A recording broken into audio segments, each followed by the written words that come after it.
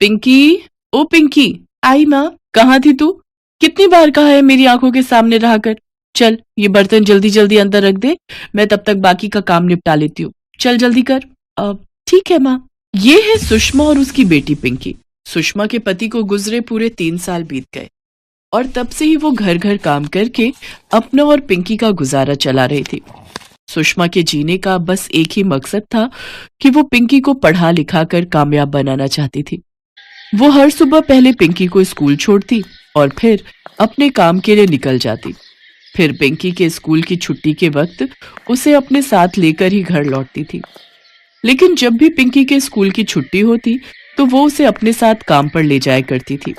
पिंकी भी अपनी माँ के काम में मदद करने की पूरी कोशिश करती थी, साथ ही खूब मन लगाकर पढ़ती भी थी। फिर एक दिन, माँ ये पिज्जा क्या होता है? ये तूने कहाँ से सीखा? वो सफेद वाले बंगले में मैंने देखा था, वहां सारे बच्चे वही खा रहे थे। तुम काम कर रही थी तब मैंने देखा था। अब देखने में तो रोटी जैसा ही था, लेकिन रोटी से थोड़ा मोटा था और उसके ऊपर बहुत कुछ सजा रखा था। अब वो मुझे भी खाना है माँ। अरे पिंकी, ये सब अमीर लोगों के चोचले हैं और सच बताऊं तो उसे खाना सेहत के लिए भी बिल्कुल अच्छा नहीं होता। चल मैं घर चलकर तेरे लिए हलवा बना देती हूँ, तेरा मनपसंद, जो खाने में बढ़िया भी होगा और उसे खाकर मेरी पिंकी ताकतवर भी बनेगी, है ना? इस तरह सुषमा उस वक्त पिंकी को बहला लेती है और कुछ दिनों के लिए पिंकी भी पिज्जा के बारे में भूल जाती है। लेकिन फिर जब अगली बार पिंकी अपनी छुट्टी के दिन अपनी माँ के साथ दोबारा उसी घर में जाती है तो वहां फिर से वही सब देखती है जो उसने पिछली बार देखा था। उस घर के सारे बच्चे फिर से पिज्जा पार्टी कर रहे थे और उन्हें इस तरह पिज्जा खाते हुए देखकर पिंकी का मन फिर से ललचाने लगता है और वो मन ही मन सोचने लगती है, देखने में कितना टेस्टी लग रहा है, इन लोगों के तो कितने मजे हैं, काश मैं भी कभी ये पिज्जा खा पाती। पिंकी ये सब सोच ही रही थी कि पिज्जा खा रहे बच्चों में से एक बच्चा उसे वहां खड़े हुए देख लेता है और उससे कहता है, ए, क्या देख रही है वहां से छुप छुप के? पिंकी की नजर अब भी पिज्जा पर ही थी। उसने उस बच्चे से कुछ कहा तो नहीं, लेकिन उसे देखकर ही साफ पता लग रहा था कि उसका सामने रखा पिज्जा खाने का बहुत मन था। लगता है इसको भी पिज्जा खाना है। ओह, तो ये बात है, इसमें कौन सी बड़ी बात है? आजा इधर और ले ले एक पीस तू भी। उस बच्चे की बात सुनकर पिंकी का चेहरा खिल उठता है। वो फौरन पिज्जा के पीस की तरफ आगे बढ़ती है, लेकिन तभी वो बच्चा उस पिज्जा के पीस को उठा लेता है और अपने साथी बच्चे की तरफ उछाल देता है। पिंकी उस पीस की तरफ दौड़ती है, लेकिन वो पीस को पकड़ नहीं पाती और वो पिज्जा का पीस जमीन पर गिर जाता है। अरे यार, सॉरी, कैच नहीं कर पाया। लगता है वाकई ये पीस इसकी किस्मत में है।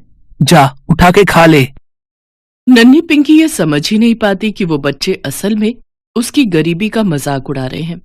वो बेचारी खुशी खुशी जमीन पर पड़े उस पिज्जा के टुकड़े की तरफ बढ़ती है कि तभी उसे अपनी माँ की आवाज सुनाई देती है, नहीं पिंकी, छोड़ उसे, इधर आ मेरे पास। माँ लेकिन वो पिज्जा। पिंकी, मैंने कहा ना इधर आ, उसे नहीं खाना, वो जमीन पर गिर गया है, गंदा है वो। सुषमा के कहने पर पिंकी उस पिज्जा के टुकड़े को उठाती तो नहीं, लेकिन वहीं खड़ी होकर उसे ललचाई नजरों से देखने लगती है। ये देखकर सुषमा आगे बढ़ती है और उसका हाथ पकड़कर उसे अपने साथ ले जाती है। घर आकर सुषमा बहुत रोती है। पिंकी के साथ आज जो हुआ उसे उसका बहुत दुख हो रहा था। वो अपना बटुआ खोलकर देखती है, उसमें कुछ पैसे थे जिन्हें देखकर वो मन ही मन सोचती है, इतने पैसों में एक छोटा पिज्जा तो आ ही जाएगा। लेकिन ये बात सिर्फ एक बार की नहीं है, अगर पिज्जा का स्वाद पिंकी को पसंद आ गया तो वो बार बार खाने की जिद करेगी और फिर मैं कैसे उसे मना कर पाऊंगी। नहीं, मुझे कुछ और तरकीब निकालनी पड़ेगी।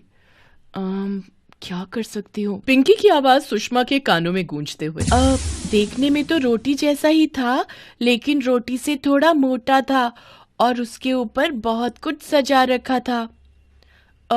हाँ, यही ठीक रहेगा। अगली सुबह सुषमा पिंकी को स्कूल छोड़ती है और लेकिन काम पर जाने से पहले वो एक पिज्जा शॉप पर जाती है और दुकान के बाहर खड़ी होकर कुछ सोचने लगती है। फिर बड़ी हिम्मत करके वो उस लड़की से बात करने की कोशिश करती है जो उस पिज्जा शॉप के काउंटर पर खड़ी थी। सुनो बहन, क्या तुम यही काम करती हो? हाँ, पर तुम्हें क्या काम है मुझसे? तुम यहाँ पर क्या काम करती हो? मैं लोगों के ऑर्डर लेती हूँ और फिर उनका बिल बनाकर उनसे पिज्जा के पैसे लेती हूँ और उन्हें उनका पिज्जा पकड़ा देती हूँ। ओह, तो यहाँ पर पिज्जा कौन बनाता है? अरे साफ साफ बोलो ना, तुम किसे ढूंढ रही हो? किससे मिलना है तुम्हें? सुषमा फिर उस लड़की को अपनी बेटी की पिज्जा को लेकर दीवानगी और अपनी तंगहाली के बारे में सब कुछ बताती है। उस लड़की को पिंकी के लिए बहुत बुरा लगता है। वो फौरन सुषमा को पिज्जा शॉप के अंदर लेकर जाती है और पिज्जा कैसे बनाया जाता है इस बारे में सब कुछ अच्छे से समझाती है। सुषमा बड़े ध्यान से सब कुछ देखती और समझती है और उस लड़की का शुक्रिया अदा करके वहां से बाहर आ जाती है। उस दिन सुषमा काम से छुट्टी लेकर घर वापस आ जाती है। उसे कुछ भी करके अपने हाथों से पिंकी के लिए पिज्जा बनाना था जो खाने में स्वादिष्ट भी हो और उसके बजट में भी फिट बैठता हो। बहुत दिमाग लगाने के बाद सुषमा पिज्जा बेस की जगह गेहूं की रोटी का इस्तेमाल करती है। सॉसेस की जगह घर पर बनाई हुई चटनी लगाती है और अपने घर के पीछे उगाई हुई ताजी सब्जियों को पकाकर उन्हें अपने देसी पिज्जा के ऊपर सजा देती है। इसके अलावा वो थोड़ा सा पनीर घिसकर भी पिज्जा के ऊपर डाल देती है। उसका बनाया पिज्जा देखने में बिल्कुल बाजार के रेडीमेड पिज्जा जैसा ही लग रहा था, लेकिन हकीकत में वो उससे काफी सस्ता था और सेहत के लिए नुकसानदायक भी नहीं था। अब सुषमा को बस पिंकी के स्कूल से आने का इंतजार था। सुन पिंकी, जब तक मैं ना कहूँ आंखें मत खोलना, ठीक है ना? बस इधर आ। हाँ, बस पहुंच गए। अब आंखें खोल तो जरा। पिज्जा? माँ, ये पिज्जा मेरे लिए है?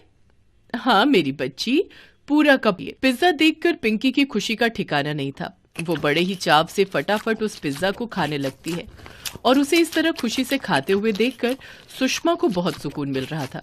पिंकी तब तक नहीं रुकी जब तक वो पिज्जा पूरी तरह से खत्म नहीं हो गया। और फिर, पिंकी ये तो बता कि तुझे ये पिज्जा कैसा लगा? बहुत ही टेस्टी था माँ। थैंक यू माँ, मेरे लिए पिज्जा लाने के लिए। मैं इसे कहीं से खरीद कर नहीं लाई, बल्कि मैंने तेरे लिए इसे घर पर ही बनाया था बेटा। क्या तुम सच कह रही हो माँ? ये तो बहुत ही बढ़िया हो गया। तो इसका मतलब मैं जब चाहूँ तुम मेरे लिए ऐसा ही पिज्जा बना दोगी ना? हाँ बेटा, जब तू कहेगी मैं तुझे अपने हाथों से गरम गरम पिज्जा बनाकर खिलाऊंगी। लेकिन अब तू भी मुझसे एक वादा कर, तू कभी भी जमीन पर गिरी हुई चीज नहीं उठाएगी और कभी किसी से कुछ नहीं मांगेगी। जो भी चाहिए अपनी माँ से कहना, ठीक है बेटा? हाँ माँ। इतना कहकर पिंकी अपनी माँ के गले से लग गई। अब पिंकी को जब भी पिज्जा खाने का मन होता, सुषमा घर पर ही उसके लिए उसका मनपसंद पिज्जा अपने तरीके से बना देती। अब सब बदल गया था। अब पिंकी को किसी को भी पिज्जा खाते देखकर बुरा नहीं लगता था। वो बच्चे उसे चिढ़ाने की कोशिश करते तो भी उसे कोई फर्क नहीं पड़ता। फिर एक दिन जब सुषमा अपना काम कर रही थी तो उसने अपनी मालकिन को उदास बैठे हुए देखा। तब सुषमा ने जाकर उससे पूछा, क्या हुआ दीदी, कुछ परेशानी है क्या? क्या बताऊं सुषमा, इन बच्चों से तंग आ गई हूं मैं। पिज्जा के अलावा कुछ और खाना ही नहीं चाहते।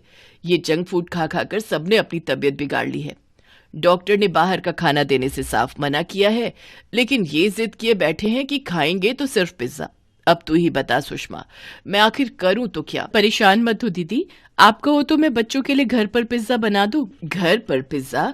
तुझे आता है क्या पिज्जा बनाना? हाँ दीदी, ये मेरी पिंकी भी कम है क्या? आपके बच्चों को पिज्जा खाते देखकर इसने भी जिद पकड़ ली थी। अब मेरी तो इतनी हैसियत नहीं है दीदी, तो मैंने भी लगाया अपना दिमाग और घर पर ही बना दिया रोटी का पिज्जा। और मजे की बात तो यह है दीदी कि पिंकी को बड़ा पसंद आया, खूब मजे लेके खाती है। अच्छा, ये तो बहुत ही बढ़िया है, रोटी का पिज्जा जो बच्चों को नुकसान भी नहीं देगा।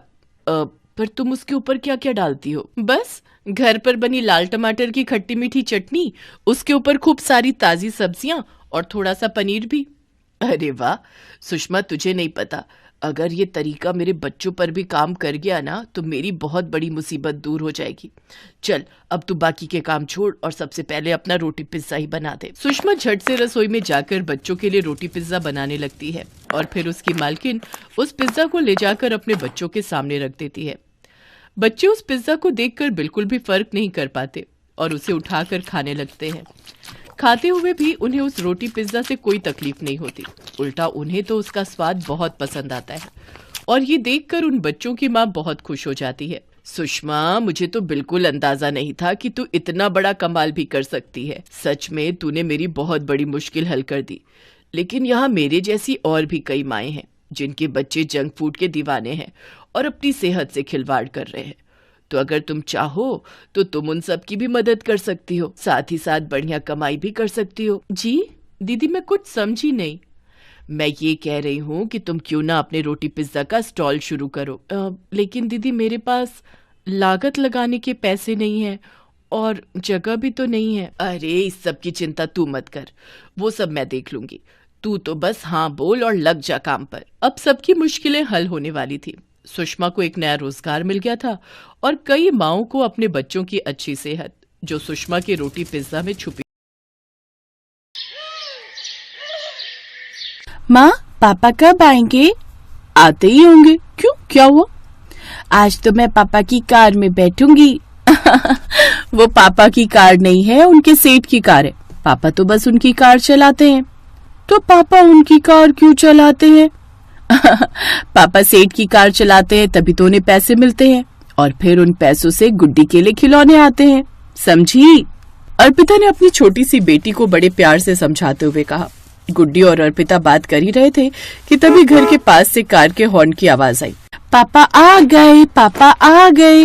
अरे अरे, आराम से गुड्डी, चोट लग जाएगी। नहीं लगेगी, मैं तो पापा के पास जा रही हूँ। गुड्डी कार के पास पहुंचकर रुक गई।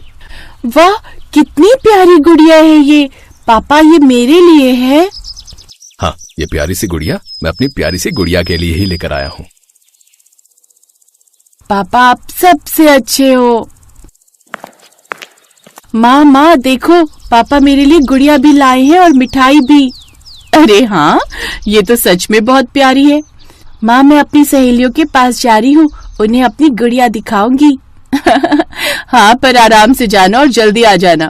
गुड्डी हंसी खुशी अपनी गुड़िया लेकर पड़ोसी के घर की तरफ चली गई और फिर उसके जाने के बाद इतना खर्चा करने की क्या जरूरत थी? उसके पास पहले से ही बहुत सारी गुड़ियां हैं। अरे तो क्या हो गया? भले ही मेरी तनख्वाह कम है, लेकिन इसका मतलब ये थोड़ी है कि मैं तुम दोनों के लिए कुछ न लाऊं। ये देखो, तुम्हारे लिए रंग बिरंगी चूड़ियां। आयुष पेशे से एक ड्राइवर था। वो एक सेठ की कार चलाता था। उसके सेठ का नाम मनोहर लाल था, जो बहुत ही बदतमीज और खड़ूस था। वो आयुष को ना तो अच्छी पगार देता और ना ही उससे ढंग से बात करता। लेकिन अपने परिवार का पेट पालने के लिए आयुष को मजबूरी में सेठ की कार चलानी पड़ रही थी। फिर अगले दिन, माँ, पापा की कार की आवाज सुनी आपने? इसका मतलब पापा आ गए। हाँ, आ गए। कैसी है मेरी गुड़िया? मैं ठीक हूँ पापा, मुझे कार में बिठाकर घुमाओ ना।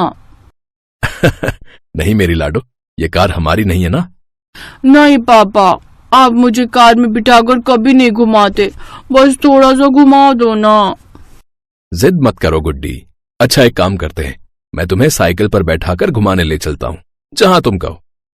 साइकिल पर तो मैं बैठ ही जाती हूँ, आज कार में घुमा दो ना पापा। क्या जिद पकड़ रखी है? बोला ना नहीं, जाओ जाकर खेलो। आयुष की डांट सुनकर गुड्डी रोने लगी और वहां से चली गई। आयुष का यूं गुड्डी को डांटना अर्पिता को भी अच्छा नहीं लगा। उसने आयुष से कहा, क्यों डांट दिया बेचारी को? वो कौन सा कार से दिल्ली जाने को बोल रही थी? अरे थोड़ी देर घुमा लाते ना उसे। तुम भी बच्चों की तरह बातें कर रही हो। अरे अगर उस खड़ूस सेठ को पता चल गया ना, तो उसी दिन मेरी नौकरी ले लेगा वो। और कैसे पता चलेगा उसे? थोड़ी देर की तो बात थी। पता है, सुबह से कह रही थी कि पापा आएंगे तो मैं कार में घूमूंगी। तुम जानती नहीं है उस सेठ को। अरे किलोमीटर लिख के रखता है वो। एक बिलांग भी कार फालतू चलाई तो गालियां देने लगता है। और तुम्हें क्या लगता है कि मैं नहीं चाहता कि तुम और गुड्डी कार में घूमो, तुम दोनों को सारी सुविधाएं मिले? लेकिन मेरी पगार और औकात तो पता ही है ना तुम्हें। आयुष ने लाख सफाई देने की कोशिश की, लेकिन अर्पिता ने उसकी एक न सुनी। बेचारा सारा दिन का थका हारा आयुष माथा पकड़कर बैठ गया। इसी तरह कई दिन बीत गए, लेकिन गुड्डी ने दोबारा कभी कार में बैठने की जिद नहीं की। और फिर एक दिन जब आयुष सुबह सुबह सेठ के पास जाने के लिए तैयार हो रहा था, तभी उसे गुड्डी के चीखने की आवाज आई। हे भगवान, ये क्या हो गया गुड्डी? गुड्डी तो ठीक तो है ना? गुड्डी और अर्पिता के रोने की आवाज सुनकर आयुष सीढ़ियों की तरफ भागा तो देखा कि गुड्डी के सिर से खून बह रहा था। उसने झट से गुड्डी को अपनी गोद में उठाया और सड़क पर आकर ऑटो वाले को आवाज देने लगा, लेकिन कोई भी ऑटो वाला नहीं रुका। और तब, हे भगवान, अब मैं क्या करूं? गुड्डी आंखें खोलो, आंखें खोली रखना बच्ची, मैं कुछ करता हूँ। ऑटो, भैया रोको ना। लाख कोशिशों के बाद भी किसी ऑटो का इंतजाम नहीं हो सका। फिर जब कुछ समझ में नहीं आया तो आयुष ने सेठ की कार का दरवाजा खोला और उसमें गुड्डी और अर्पिता को बिठा दिया और उन्हें झट से अस्पताल लेकर पहुंचा। तभी आयुष की जेब में रखा फोन बजा। क्यों रे कामचोर, सुबह के 9:30 बज गए हैं, कहाँ मर गया तू? नमस्ते सेठ जी, मैं उनकी पत्नी बोल रही हूँ। वो हमारी बच्ची का सिर फट गया, हम अस्पताल में हैं। हाँ ठीक है, तुम हो ना वहाँ, तो उसे बोलो जल्दी कार लेकर आए, मुझे कहीं जाना है। जी वो आ जाएंगे बस 2 मिनट में। 2 मिनट में कैसे आएगा? वो हम लोग कार से ही अस्पताल आए हैं और आपका घर यहाँ से ज्यादा दूर भी नहीं है। क्या कहा? तुम फटीचर लोग मेरी कार में मजे लूट रहे हो? फोन दे आयुष के बच्चे को, आज तो मैं इसे नहीं छोड़ूंगा। अपनी औकात भूलकर कार के मालिक की तरह परिवार को घुमा रहा है। फोन दे उसे। फोन की आवाज लाउड थी। आयुष ने सब सुन लिया था। उधर अर्पिता की आंखों में आंसू थे। उसे आज पता चला था कि उसका पति अपने सेठ से कितना परेशान था और वो सेठ कितना घमंडी और बुरा आदमी था। थोड़ी ही देर में गुड्डी के सिर पर पट्टी बांध दी गई और उधर सेठ अस्पताल में ही आ धमका और उसके गाल पर एक जोर का थप्पड़ मारते हुए बोला, जितनी तनख्वाह है ना तेरी, उससे ज्यादा खर्चा कार की ये गंदगी साफ करने में ही हो जाएगा। अरे सुन, कल से काम पर आने की कोई जरूरत नहीं है, समझा? आयुष कुछ न बोला, लेकिन अर्पिता की आंखों में आंसू थे। ऐसे कई दिन बीत गए। गुड्डी ठीक हो गई थी और आयुष अब सब्जी का ठेला लगाने लगा था। माँ, मुझे पिज्जा खाना है। क्या खाना है? ये तूने कहाँ से सुन लिया? वो पिंकी के घर पर थोड़ा सा खाया था मैंने, उसकी मम्मी ने मंगवाया था। अच्छा, कैसा था वो? बहुत ही मस्त। अगर मेरे पास पैसे होते ना तो मैं तो उसे रोज खरीदती। पिंकी उमा की बेटी थी और उमा एक बहुत ही अच्छी कंपनी में काम करती थी। गुड्डी की बात सुनकर अर्पिता उसी शाम उमा के घर गई और फिर, दीदी वो आपने गुड्डी को पिज्जा खिलाया था ना, उसके लिए आपका धन्यवाद। वो आज फिर खाने को बोल रही है। मुझे ये पूछना था कि वो पिज्जा कहाँ से मंगवाती हो आप? नहीं, कहीं से मंगवाया नहीं था, वो तो मैंने घर पर ही बनाया था। आओ मैं सिखाती हूँ तुम्हें। उमा अर्पिता को पिज्जा बनाकर दिखाने लगी। उसने सबसे पहले रेडीमेड पिज्जा बेस लिया और उस पर सॉस और टॉपिंग लगाकर उसे ओवन में पकने रख दिया। दीदी, अगर ये इतनी मोटी वाली रोटी ना मिले तो? अरे ये रोटी नहीं है, ये पिज्जा बेस है, दुकान से मिल जाता है। पर अगर मैं इसकी जगह रोटी रख दूं तो? हाँ यार, आइडिया तो अच्छा है, रख सकते हैं वैसे। और अगर ये मशीन ना हो तो तवे पर रखकर उसे ढककर भी बन जाएगा शायद, लेकिन ये सॉस और चीज तो चाहिए ही। अर्पिता ने ध्यान से उमा की बात सुनी और वहां से चली गई। वो बाजार से पिज्जा सॉस और चीज लेकर आई और फिर उसने अपनी रसोई में रोटी पिज्जा बनाने की कोशिश की। थोड़ी देर में बहुत ही लजीज रोटी पिज्जा बनकर तैयार था। वाह माँ, क्या बात है, बिल्कुल उस दिन जैसा स्वाद है। हाँ अर्पिता, कसम से बहुत ही बढ़िया बना है। पता तुम्हें, इस तरह का पिज्जा बाजार में 100 रुपए से कम में नहीं आता है। आयुष की बात सुनकर अर्पिता कुछ सोचने लगी और फिर अगले दिन अर्पिता ने रोड के किनारे एक ठेला लगाकर रोटी पिज्जा बनाना शुरू कर दिया। धीरे धीरे उसके हाथों का स्वाद बढ़ता गया और लोग उसके हाथों का रोटी पिज्जा खाने लगे। वो बाजार से बहुत सस्ते में रोटी पिज्जा बेचने लगी। देखते ही देखते 2-3 साल और बीत गए और फिर एक दिन, पापा मुझे कार में घुमाओ ना। कार? कौन सी कार बेटा? वही जो बाहर खड़ी है, एकदम नई कार। माँ ने कहा है कि वो आपकी है। इतना सुनते ही आयुष भागकर बाहर आया। घर के बाहर वाकई एक बहुत ही बढ़िया और ब्रांड न्यू कार खड़ी थी और अर्पिता के हाथ में उसकी चाबी थी। लो जी, आपको आपकी खुद की कार मुबारक हो। अब तो हमें घुमाने ले जाएंगे ना? कार देखकर आयुष की आंखों से खुशी के आंसू छलक आए। पापा, अपनी कार से सबसे पहले माँ के ढाबे पर चलो, वहाँ बैठकर आराम से रोटी पिज्जा खाएंगे।